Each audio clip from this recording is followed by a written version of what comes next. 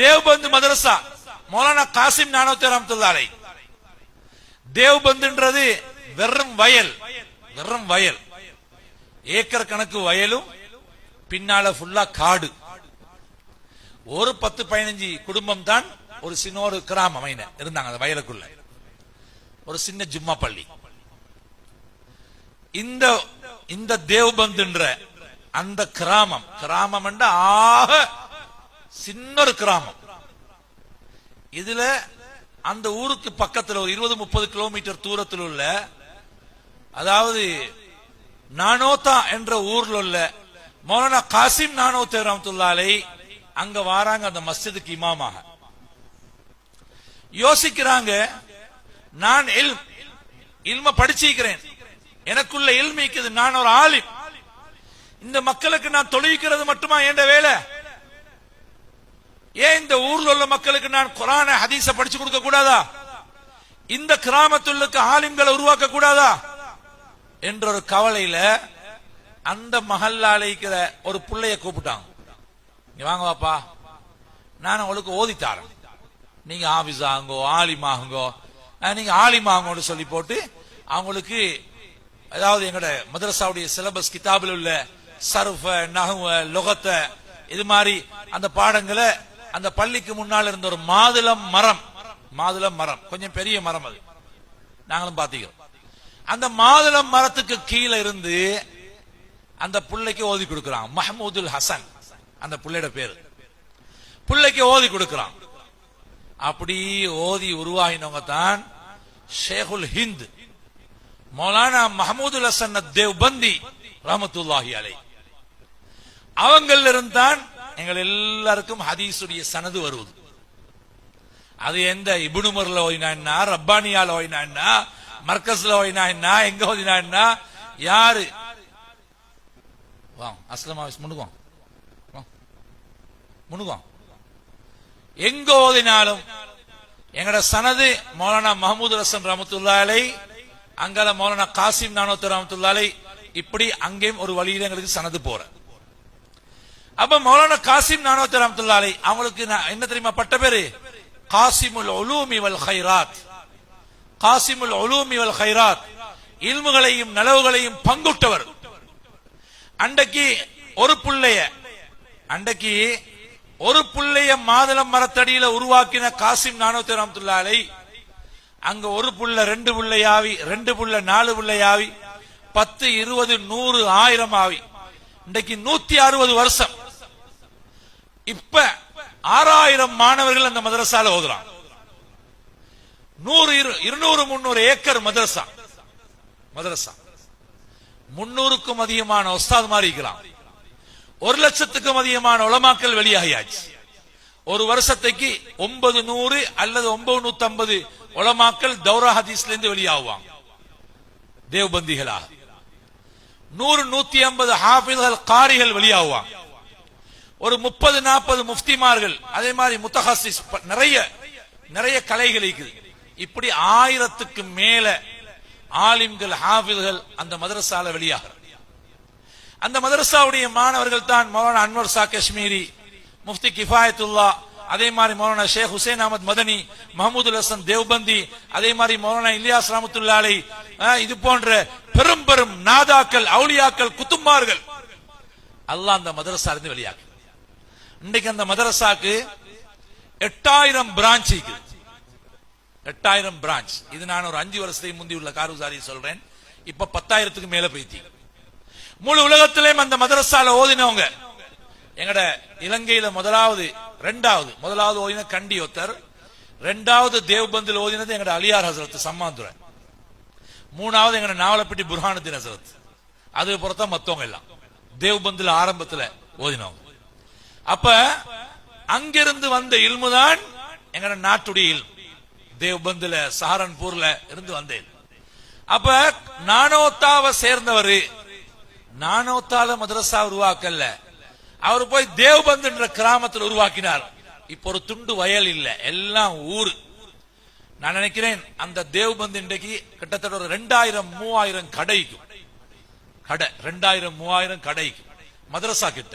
அப்படி அங்கிட்டு போனா பெரிய பஜார். இப்ப அது தேவபந்துக்குள்ள இன்றைக்கு 8-10 மதரசா. அந்த மதரசா மட்டும் இல்ல, அங்கிருந்து பிரிஞ்சு போன இன்னொரு மதரசா காரி தையீப் சாஹிப் ரஹ்மத்துல்லாஹி அங்கிருந்து பிரிஞ்சு போனாங்க. அது ஒரு 1/2 கிலோமீட்டர் தூரத்துல. அங்க 4000 புள்ளைகள் ஓதுறாங்க. இங்கால ஜக்கரியான் ஒரு மதரசா, அங்க 1500 புள்ளைகள் ஓதுறாங்க. இப்ப அந்த கிராமத்துக்குள்ள பல மதரசா. சிலர் கேட்பாங்க, இந்த நிந்த ஊருக்கு என்னத்துக்குடா இவ்வளவு மதரசா? காசிபுரம் போதாதா? உபயமுனுக்கா போதாதா? இங்கால ரப்பானியா, அங்கால அது, இங்கால இது. மௌலானா இல்யாஸ் ரஹ்மத்துல்லாஹி அலைஹி சொன்னாங்க, ஒவ்வொரு மஸ்ஜிதும் மதரசாவாகணும். ஒவ்வொரு மஸ்ஜித் மதரசாக்கள் அதிகரிக்கணும். ஏண்டா என்கிட்ட ஒரு ஆலிம் சா கேட்டு வந்தார், ஹசரத் ஒரு ஊர்ல மதரசா ஆரம்பிக்க சொல்றாங்க. 2-3 உலமாக்கள் கொஞ்சம் குறுன்றாங்க. அது அப்படித்தான் இல்ல, ஒருத்தர் ஆரம்பிச்ச கூட இன்னொருத்தர் விட்டுறல. ஒருத்தர் நலவு செய்யக்கோலே அதை புஷ் பண்றதுக்கு விருப்பம் இல்லை. அது அப்படி ஏழுமா இப்படி ஏழுமா அப்படி செய்யலுமா, அப்ப நாங்க என்னது கேட்கிறோம்?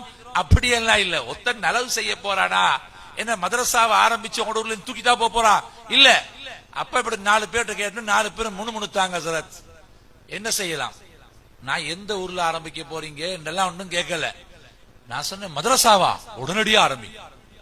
எங்க நாட்டுல மதரசா போதா. ஆண்கள் மதரசா 300-350, பெண்கள் மதரசா 100 போலதான் நிக்குது. ஒரு 450 மதரசா தான் இலங்கையில. ஆனா 20 லட்சம் முஸ்லிம்கள் இருக்கிறாங்க.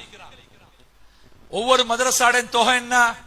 40 பேர், 20 பேர், 30 பேர், 50 பேர், 70 பேர், 80 பேர். 300 பேர் இருக்கிற மதரசா 4 தான். 200 பேர் இருக்கிற மதரசா ஒரு 6, 800 பேர் இருக்கிற மதரசா 1, 150 விட குறையத்தான் மதரசாக்கள்ல புள்ளை. இப்படி பார்த்தா ஒரு 15,000 பேரும் இலங்கையில ஓதுறாங்க. இல்ல 20,000 எப்பவுமே 20 லட்சத்துல 20,000 தான் ஓதுறாங்க. கட்டாய கல்வி, கட்டாய கல்வி இது. அல்லாஹ்வை படிக்கிறது, ஆகிரத்தை படிக்கிறது, ஃபிக்ஹ படிக்கிறது, தொழுகையை படிக்கிறது, நோம்ப படிக்கிறது, ஜகாத்தை படிக்கிறது, ஹஜ்ஜ படிக்கிறது, குடும்ப வாழ்க்கையை படிக்கிறது, தொழிலை படிக்கிறது. இது கட்டாய கல்வி. ஸல்லல்லாஹு அலைஹி சொன்னாங்க, தலபுல் இல்மி ஃபரீதத்துன், இது கட்டாய கல்வின்னு சொன்னாங்க ஸல்லல்லாஹு அலைஹி வஸல்லம். இந்த மதரசாக்கள் போதா. எங்கட மதரசாக்கு 100 பேர் 150 பேர் இன்டர்வியூக்கு வராங்க. நாங்க 20 பேர் தான் எடுக்கிறோம். அப்ப மொத்த 100 பேர் ரிஜெக்ட். ஹக்கானியாக்கு 500 பேர் போறாங்க, 50 பேர் தான் எடுக்கிறாங்க. மொத்த 450 பேர் ரிஜெக்ட். ஒவ்வொரு மதரசாக்கும் ஒரு 10-20 பேர் தான் எடுப்பாங்க. ஏன்? அது அந்த மதரசாட முறை. உஸ்தாதிக்கணும், மாணவர்களுக்கு தேவையான உஸ்தாது, அவங்களோட ஃபெசிலிட்டிஸ், அவங்களோட சாப்பாடு எல்லாம் பார்க்கணுமே. ரைட். அப்ப இன்டர்வியூக்கு வர பிள்ளைல 90% ரிஜெக்ட் பண்ணப்படுறாங்க, இல்ம தேடி வந்த பிள்ளைகள். அப்ப இந்த பிள்ளைகள் எங்க போற? ஃபெயில் இல்ல, ஃபெயில் 5%, 10% தான். பாஸ் ஆகுறவங்க தான் கூட. ஆனா மதரசாட கேட்டகரி அதுல அளவுக்கு அது எடுக்கிறாது. எங்களுக்கு 20 பேர் 30 பேர் தான் எடுக்கிறது. அது மாதிரி.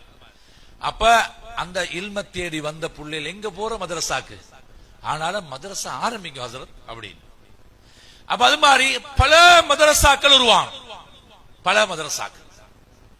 உங்களோட கிழக்கு மாகாணத்தை பொறுத்தவரையில முஸ்லிம்கள் செறிஞ்சு நிறைஞ்சு வாழ்றோம். இங்க நிறைய மதரசாக்கள் தேவை. இங்க பிள்ளைகளை நாங்க எப்படி படிக்க வைக்கிறோமோ இதே மாதிரி மறுபக்கம் கொடுக்கணும். ஒன் வே பிள்ளைகளை கொண்டு போய் குழியில தள்ளும்.